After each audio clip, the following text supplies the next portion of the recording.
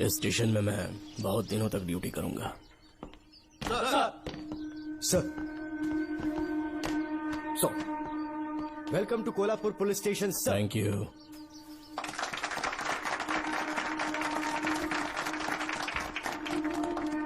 यही आपका रूम है सर। प्लीज सर, आइए बैठिए। इस बार मैं यहाँ बैठने नहीं आया हूँ, टिकने के लिए आया हूँ। सर, I mean, मैं यहाँ बहुत दिनों तक रहना चाहता हूँ। सब कुछ रेडी है? सब रेडी है सर। रेडी है सर। साइन कर दीजिए।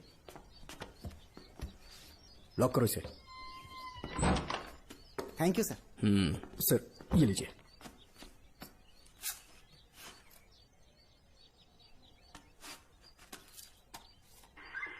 सर। अच्छा रियाज, इस एरिया में हफ्ता कैसे वसूलते हैं? सर, डिपार्टमेंट में आप एक ईमानदार ऑफिसर है ऐसा सुना था मैंने सर। डिपार्टमेंट का डर होगा तभी तो हफ्ता ज्यादा मिलेगा ना। इस एरिया में भीड़ा राजा नाम का एक बहुत बड़ा आदमी है। ओके, मैं जाके उससे मिल लेता हूँ। सर, आप पहली बार भीड़ा राजा से मिलने जा रहे हैं। एक माला लेकर जाएंगे तो वो बहुत खुश हो जाएगा सर। एक माला बीड़ा राजन के लिए? हाँ सर। पहना देंगे।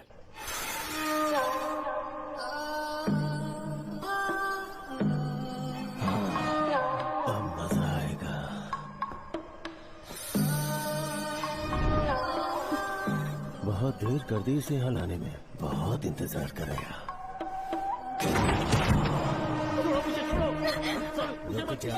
कहाँ जा रही हो? क्या हुआ? सर, मेरे पति इस एरिया के आरटीओ ऑफिसर है। फोर्सफुली मुझे यहाँ बुलाकर टॉर्चर कर रहा है सर। मुझे और मेरे पति को बचा लीजिए सर। बोले, तू ही यहाँ का नया ऑफिसर है क्या? जब बड़े इंसान से मिलने आते हैं तो अपॉइंटमेंट लेके आना चाहिए, पता नहीं है क्या? जहाँ मर्दों वाले काम होते हैं वहाँ घर की औरतों का। হ্যালো গাইস, দয়া করে আপনারা এই ভিডিওটা সম্পূর্ণ দেখবেন, কারণ এই ভিডিওটা আপনাদের মানে খুব গুরুত্বপূর্ণ একটা ভিডিও। বিদ্যুৎ অফিসের যে কুটিগুলো আছে অন্যের জমিতে যারা আছে তারা কি চাইতেছে যে মিটার ভাড়া আপনারা দিতে হয়, কিন্তু আমরা এই যে আমাদের জমিতে যে আপনাদের কুটি গাড়া আছে তার ভাড়াও দিতে হবে। তো অনেক লোক কমেন্ট করেছে, সেই কমেন্টগুলো আপনারা দেখে একটু যাচাই করি তাদের প্রশ্নের উত্তরটাই কমেন্টে পেয়ে যাবে তারা। অবশ্যই আপনারা পুরো ভিডিওটা দেখেন আর সবাইকে শেয়ার করে দেন। क्या काम?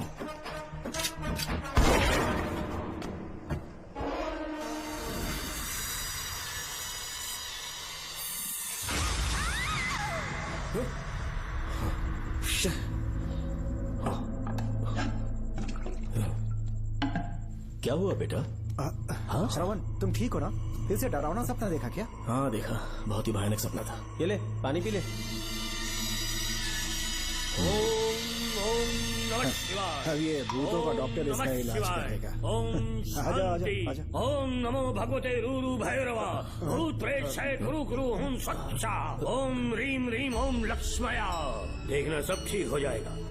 ये था जेल भय मुक्ति मंत्र।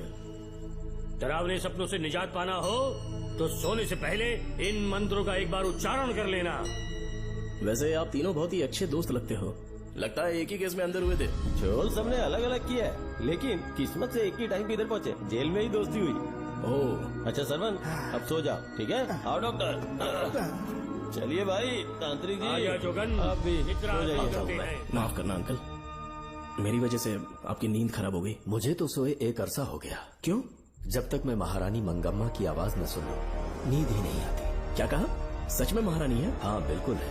नागमती के साम्राज्य में मैं मंगम्मा देवी का सेनापति था। तो फिर जेल में कैसे आ गया? करीब 7 महीने पहले रानी मंगम्मा के महल में कुछ सरकारी अधिकारी आए थे उनके राजमुकुट को लेने के लिए, जिसे उन्हें साउथ अफ्रीका के एग्जीबिशन में दिखाना था। नमस्ते सर। नमस्ते। क्या आप ही नागामती महल के सिक्योरिटी इंचार्ज हैं? हाँ मैं ही हूँ। हम भारत के टूरिस्ट डिपार्टमेंट से आए हैं। लेकिन किस लिए? सरकार ने हमारे देश की भव्यता को विदेशों में दिखाने का फैसला किया है। साउथ अफ्रीका में एक प्रदर्शनी लगने वाली है जिसमें भारत के राजाओं के गौरव को प्रदर्शित करने का फैसला किया गया है, और इसलिए रानी मंगम्मा देवी के सर के ताज और उनकी शाही छड़ी को तुरंत हैंड ओवर करना होगा। क्योंकि इस महल का उत्तरदायित्व आपके ऊपर है, इसलिए सरकार ने ये आदेश दिया है कि आप वो मुकुट और छड़ी तुरंत हमें लाकर सौंप दें। इसे संभाल कर रखिए। बेहतर होगा कि इतनी रात को आप लोग ऐसी जगह ना जाएं जहां हजारों लोग मारे गए हैं।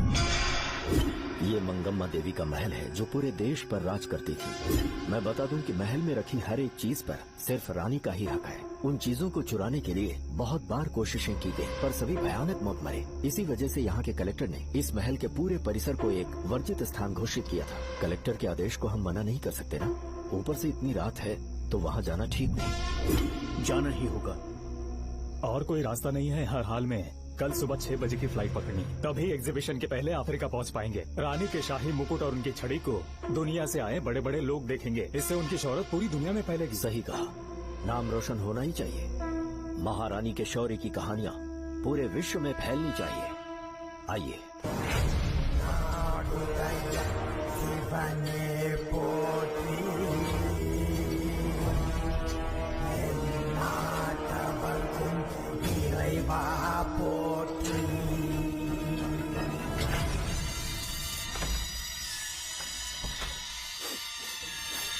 ये कैसी गंध है? आसपास केवड़े के फूल हैं क्या? इतनी रात को केवड़े का खिलना शुभ संकेत नहीं है। सालों से मैं यहाँ रहा हूँ, ऐसी खुशबू मैंने कभी महसूस नहीं की। लगता है नाग हमारे आसपास ही है। महल का दरवाजा खोलना बेवकूफी होगी। अभी हमें यहाँ से चलना चाहिए। हम कल सुबह आकर वो मुकुट ले लेंगे। अभी यहाँ से चलते हैं। ज्यादा दिमाग मत लगाओ, ये सरकारी ऑर्डर्स है। दिमाग लगाने की जरूरत नहीं है। दरवाजा खोलिए। जैसी आपकी इच्छा।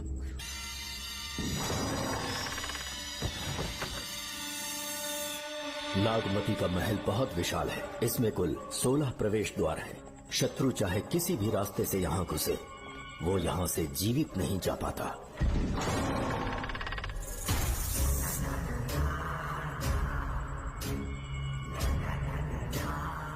महारानी मंगम्मा देवी की जय हो।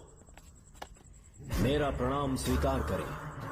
यही है महल की महारानी। ओह, इस महान साम्राज्य की स्थापना इन्होंने की। आइए चलते हैं।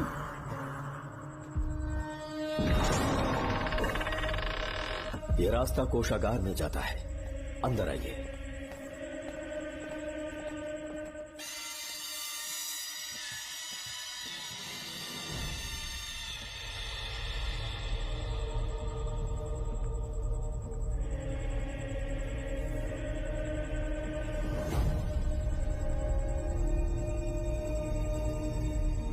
ये देवी नागमती का खजाना है, जिसे उन्होंने प्रजा की सेवा के लिए बरसों से संभाल कर रखा है। एक फर्जी लेटर पर तूने भरोसा कर लिया। हिलना मत, गोली मार दूंगा। कौन हो तुम लोग? क्यों रे सेनापति, अपनी रानी को मशहूर करने का सपना देख रहा था ना? बेवकूफ बन गया। खुद ही हमें तू खजाने तक ले आया।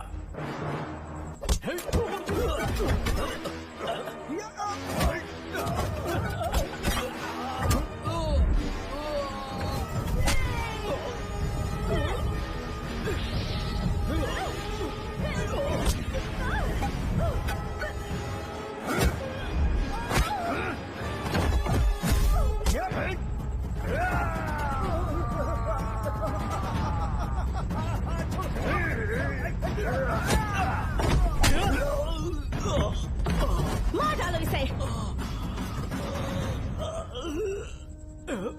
हमसे होशियारी करेगा।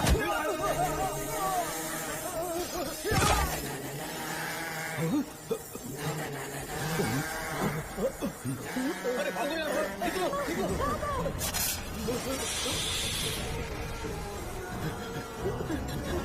Oh my God! रास्ता कहाँ है?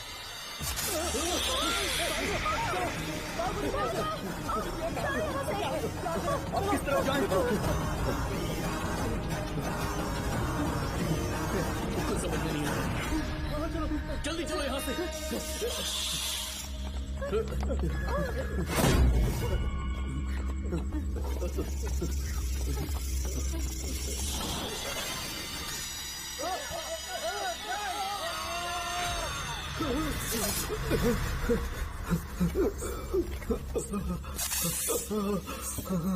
नागा, पीछे हटो। महारानी, इनसे दूर रहना।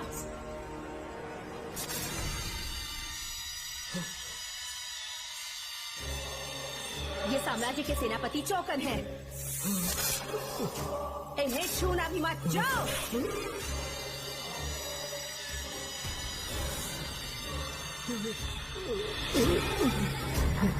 चौकन। महारानी, सांप के डसने से मेरी मौत हुई। इस देश की महारानी मंगम्मा हूँ मैं।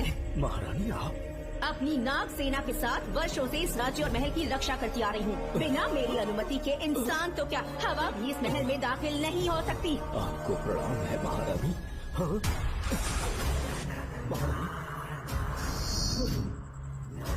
रानी, महारानी, रानी, महारानी, महारानी, रानी, महारानी, महारानी,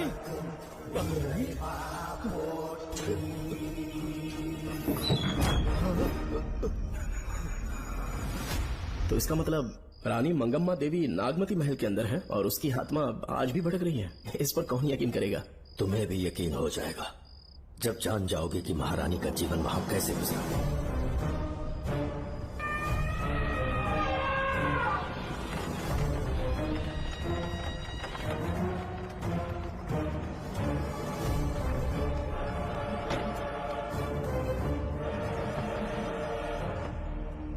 महल में आपका स्वागत है ज्योतिषी। नमस्कार, लीजिए। पता चला आपने राजकुमारी की कुंडली बनी। उसी के लिए आया हूँ। इसी समय महारानी से मिलना चाहूंगा, उन्हीं को बताऊंगा। अवश्य पधारिए।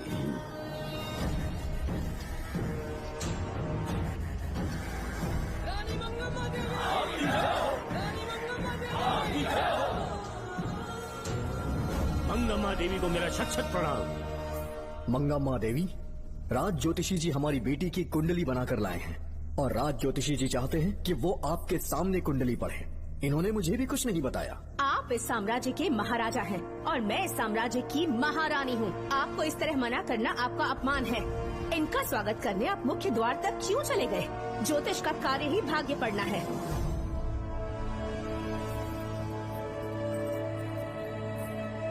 ये बताइए, आपको साम्राज्य की सेना और शस्त्रों पर भरोसा है या इस ज्योतिष की लिखी हुई कुंडली पर अधिक विश्वास है? दोनों पर है। इसका कहा एक भी शब्द आज तक सत्य नहीं हुआ है, फिर भी आपको इस पर विश्वास है? इतनी दूर से कष्ट उठाकर आए हैं, उपहार देकर इन्हें भेजिए। महारानी, कोई भी देश तलवार के बल पे नहीं चलता।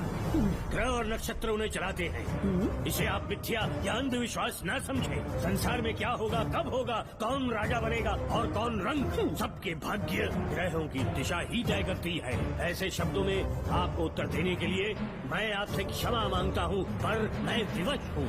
आपकी बेटी की कुंडली मैंने पढ़ी है और उसमें नक्षत्रों की स्थिति ये बताती है कि इस आने वाली पूर्णिमा से पहले सांप के डसने से इस राज्य की महारानी की मृत्यु होना निश्चित है। आपकी कुंडली भी इस बात की पुष्टि करती है। महारानी, मेरी कोई बात गलत नहीं होती। अगर तुम्हारी ये बात गलत साबित हुई तो सबके सामने तुम्हारा सर धड़ से अलग कर दूंगी मैं। महारानी, मेरी मृत्यु आपके हाथों नहीं होने वाली, ये बात मेरी कुंडली में लिखी है। अगर चाहूँ तो इसी पल तुम्हें मार सकती हूँ। सेनापति जी। जी महारानी। पूर्णिमा तक इस पाखंडी को काल कोठरी में बंद कर दीजिए। जैसी आज्ञा महारानी। मंगम्मा देवी, ज्योतिषी ईश्वर की तरह पूजनीय है, इन्हें कारागार में डालना उचित नहीं। मेरी तलवार या इस ज्योतिष के नक्षत्र में ज्यादा दम है? मैं खुद उसकी आजमाइश करूंगी। सिपाहियों, इसे काल कोठरी में डाल दो। चलिए यहाँ से।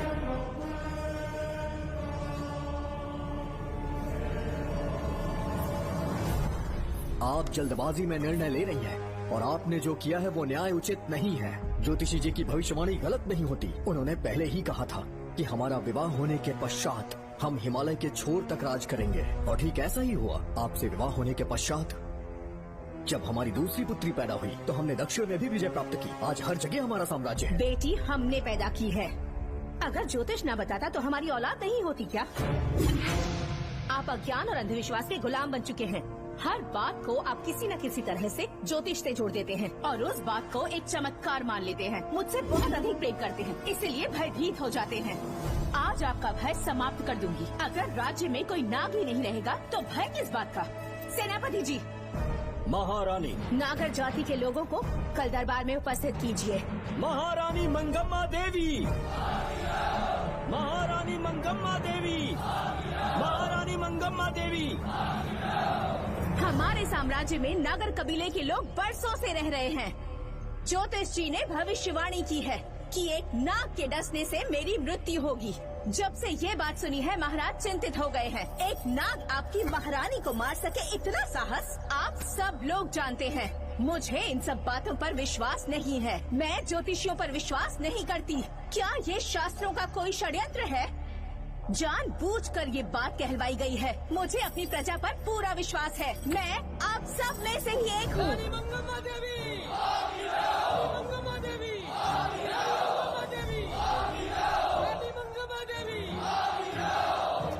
आपके महाराज को ये विश्वास दिलाना होगा कि वो ज्योतिष पाखंडी है। इस अंधविश्वास को हमेशा के लिए मिटाने का समय आ गया है। हमारी सेना के पास दुनिया के बेहतरीन अस्त्र है, हाथियों का दल है और मेरी तरह युद्ध कौशल से निपुण अनगिनत सैनिक हैं। हम नाग सेना बनाएंगे और मेरी इस नाग सेना में मैं आप सबको अपना सैनिक नियुक्त कर रही हूँ। जानते हैं किस लिए? बता सकते हैं कि आप लोगों का काम क्या होगा? आप बस हुक्म कीजिए। मार डालो सबको। मेरे साम्राज्य में एक भी सांप जिंदा ना रहे। मेरी आंखों के सामने मार डालो सबको। इस आने वाली पूर्णिमा से पहले यहाँ से सांपों का अस्तित्व मिट जाना चाहिए। महारानी, आपके लिए एक एक सांप को मार डालेंगे। अपनी सेना के सेनापति आप स्वयं चुनेंगे। नागप्पा।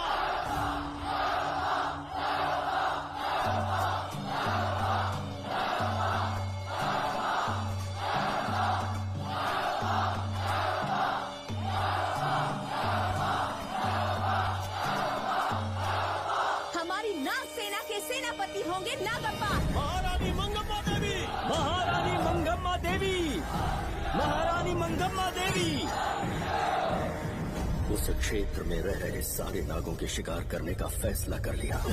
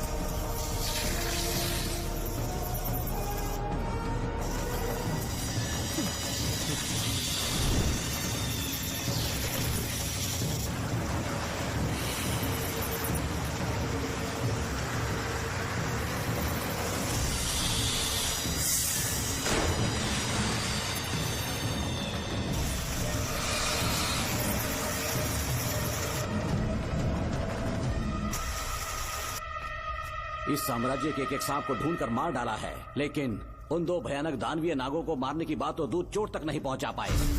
दोनों नागों को तोप से उड़ा दो, जैसी आज्ञा सेनापति जी।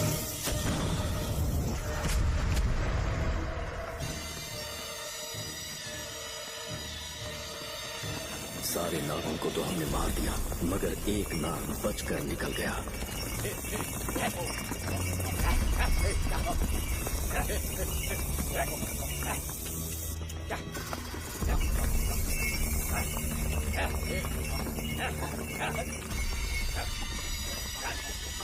इन बैलगाड़ियों में क्या सामान आ रहा है? राजमहल के लिए फल और तरकारियां। ठीक है, पहले गाड़ियों की जांच कर लो, उसके बाद इन्हें अंदर जाने जी देना। नागप्पा।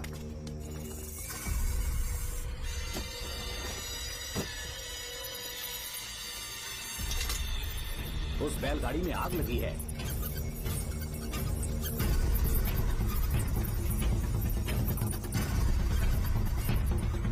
आपको भी नाक की गंध आ रही है? हाँ, नाक की गंध आ रही है। कुछ अपशकुन होने का आभास हो रहा है। सेना के एक एक सिपाही को यहाँ बुलाओ, नेवलों को बाहर निकालो। इसी समय मुझे महारानी और सेनापति को चेतावनी देनी होगी। जी। आधी रात हो चुकी है, आप अब तक जाग रहे हैं। ज्योतिषी ने जैसा कहा था